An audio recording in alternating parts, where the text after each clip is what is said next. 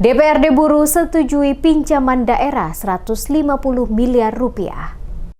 DPRD Kabupaten Buru menyetujui rencana pinjaman daerah sebesar 150 miliar rupiah yang diajukan pemerintah Kabupaten Buru. Persetujuan tersebut diberikan setelah melalui pembahasan intensif dalam Rapat Kebijakan Umum Anggaran dan Prioritas Plafon Anggaran Sementara atau KUA PPAS tahun anggaran 2026.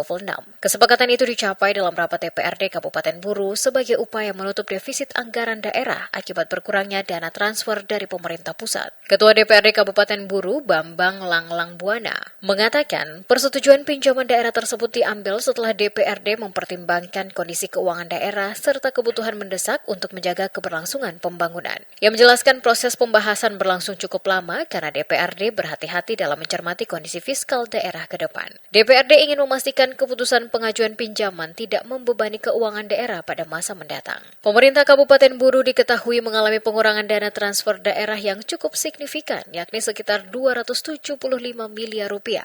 Kondisi tersebut menyebabkan ruang fiskal daerah semakin terbatas sehingga diperlukan langkah alternatif guna menjaga keberlanjutan program pembangunan dan pelayanan publik. Rencana pinjaman daerah sebesar 150 miliar rupiah tersebut direncanakan akan diajukan ke Bank Maluku atau PT Sarana Multi Infrastruktur SMI.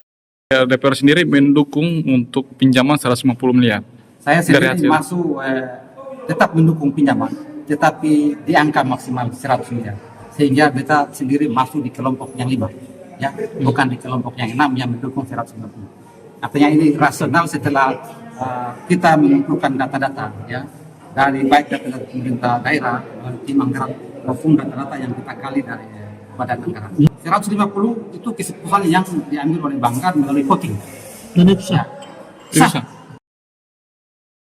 DPRD Kabupaten Buru menegaskan akan melakukan pengawasan ketat terhadap penggunaan dana pinjaman tersebut. DPRD juga meminta agar dana pinjaman digunakan secara tepat sasaran, khususnya untuk kegiatan prioritas yang berdampak langsung pada masyarakat. Dengan pengelolaan yang transparan dan akuntabel, pinjaman daerah ini diharapkan dapat membantu menjaga stabilitas anggaran sekaligus mendukung pembangunan di Kabupaten Buru.